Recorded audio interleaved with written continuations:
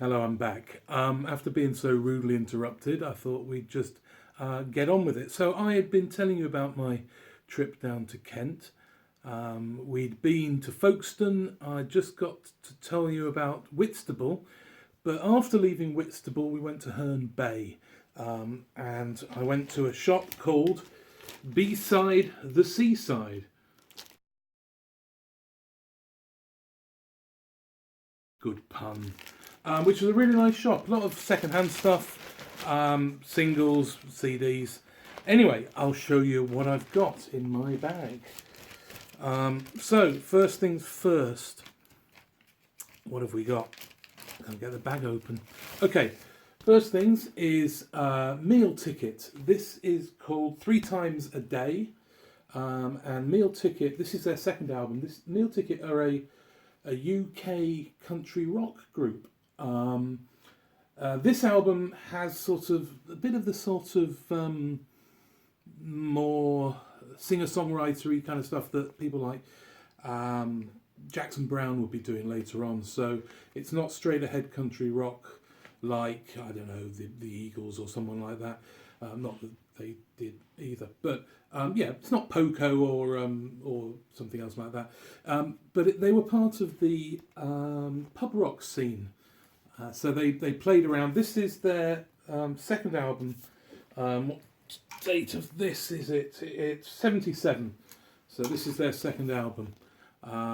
Good stuff. I'm getting sort of into a lot of the pub rock stuff. I picked up a collection of Brinsley Schwartz CDs that I'm kind of working my way through.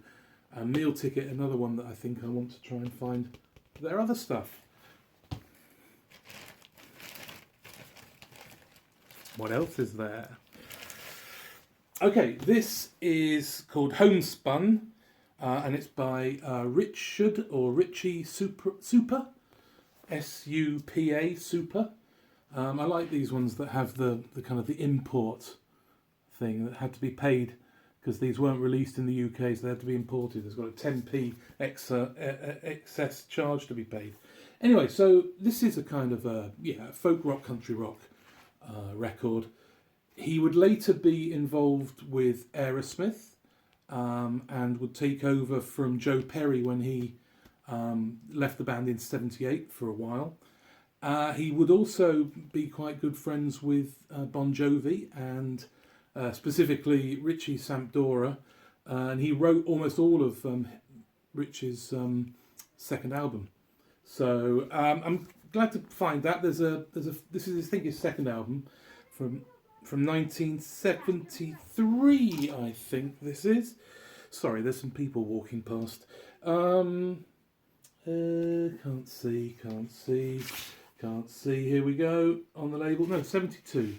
Oh, we haven't got the label that side. I've got it here on the Paramount label. There you go. Okay, so that's some nice stuff. I have to say, he doesn't sound like Aerosmith or Bon Jovi there.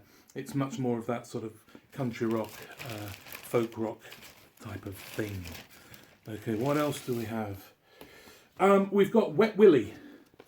Keep on Smiling. Wet Willie are I suppose you'd call them a southern rock, blues rock, country rock group. A lot of funky stuff on this. This is called Keep on Smiling. And this is from 1974 on Capricorn Records. Don't they have the Capricorn? Can you see that? Yeah, so I'm pleased to find that. Some funky stuff. There's a song called called Soul Jones, which is great. Check it out online. Soul Jones by Wet Willie. I'm trying to think if there's anything else worth. No, all their own stuff. So, yeah, sort of like I said, funky country, soul, blues, rock. Yeah, southern rock. What else did we get from B-Side, the Seaside?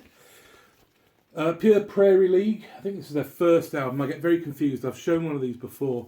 I get confused by these covers that show this cowboy in various different scenes. And to be honest with you, they all get a bit confused.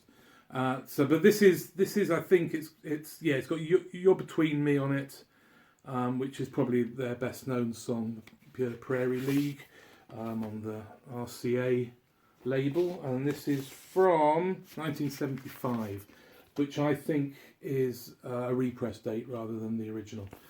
You can look that up for yourself, but yeah, I'm pleased to find that. I think there's only a couple of their earlier stuff, because they got a bit, I suppose you'd call them a bit sort of yacht rock, but this is pure Prairie League. Couple more. What do we got? Okay, so we've got McKendree Spring, and this is Tracks. This is from '73. I think it's their second or third album. I might be wrong. Again, a sort of a boogieing, country-ish, southern rockish type of stuff. Think Little Feet, if you're the Allman Brothers a bit. Yeah, I know that Lise is a big McKendree Spring fan, so I'm pleased to get hold of that. The other one I've got of theirs isn't great, but as with most of these sort of bands from the 70s, the early 70s stuff I really enjoy. It's the later 70s when they do get a bit yachty, I'm afraid. Okay, so finally the last record I picked up from B-Side The Seaside, which incidentally was for sale. So if anyone out there fancies a business, a record shop, it came complete with its stock and living accommodation upstairs. So if you fancy a record shop in Herne Bay, Kent, that's for you. Okay, so I actually asked to hear this because I saw this, and it's by Ted Hawkins, What's Your Step? Now, I'd never heard of Ted Hawkins, so I obviously had to do a bit of... I didn't want to... I think it's rude to use your mobile phone to look up stuff too much when you're in shops. That's just me. Anyway, so as you can kind of see there, he's kind of in a jail, and he seems to be the type of singer who was kind of continually in and out of jail, had issues with drugs probably, and I'm making this up, aren't I? Drugs and alcohol. And when this was recorded, he was in prison, and it's an interesting record. He plays, as you can see on there, the acoustic guitar, and it's mostly that, but it's a kind of a soulful, bluesy kind of. I suppose, a kind of a latter day Led Zeppelin, Lead Belly, and the songs are very much songs about his predicament, alcoholism, growing up poor, things like that. And there's some great tunes on here with just him and the guitar, and but there are tunes that have a whole sort of soul band playing behind him, which are pretty good as well. So Ted Hawkins, What's Your Step? I'm pleased to hopefully get home, and like I said, I've listened to a lot of this stuff on YouTube now, and yeah, really good. Go and check out Ted Hawkins on YouTube. The songs from this album. Okay, so I thought that was going to be it for records until we were just wandering around Deal, which is near where we're staying, and Louise said to me, "Oh, well, are you going to go to that record shop?" I said, "Which record shop?" And I had no intention of going to a record shop, but then Louise told me there was one. So I thought, well, it'd be rude not to, wouldn't it? So I went to Smugglers Records,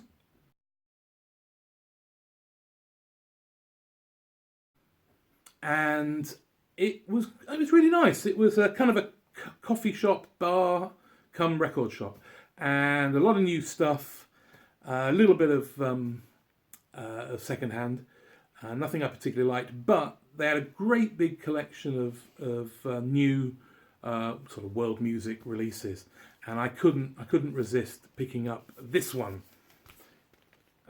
So this is London Is the Place for Me. Trinidadian Calypso in London, 1950 to 1956. Trinidadian? Yeah, let's say that. And as it says on the tin, it's Calypso music, recorded by the new Windrush generation that came to England. It's a lovely double set. I have actually heard this. I've heard this collection. It's great. It has Lord Kitchener on it, Lord Beginner. I love the name Lord Invader. He's got to be cool. The Mighty Terror, or just Mighty Terror. So yeah, really nice sort of booklet inside that has some great photos. These wonderful photos that it has of basically these guys from the Caribbean coming across on the collection of boats, what would be called the Windrush generation in the UK, and they were the beginning of basically the black culture coming to Britain and music, and it wouldn't be the same without it, which is all the more disgusting the way this government has recently been treating these people that came to, they were members of the empire, and they came hoping to find something here. They made, they did a lot of menial jobs. They worked hard, and what did they get? About 50 years on, this government decides they're going to send them back. Can you imagine that? Can you imagine living in a country for about 50 years and then getting a letter saying, oh, by the way, you were born in Jamaica or Trinidad or wherever, and we're sending you back. Unbelievable. Unbelievable. Anyway, let's not get off that high horse. So yeah, a lovely collection. I can't wait to get that home and give that a really good listen to. It's a lovely collection. So anyway, yeah, so I blame Louise for that last one. I wasn't going to go for that one. So there you go. I will be back at home probably soon. Got a lot of work coming up, so you're unlikely to see me anytime soon. So until then, bye-bye for now.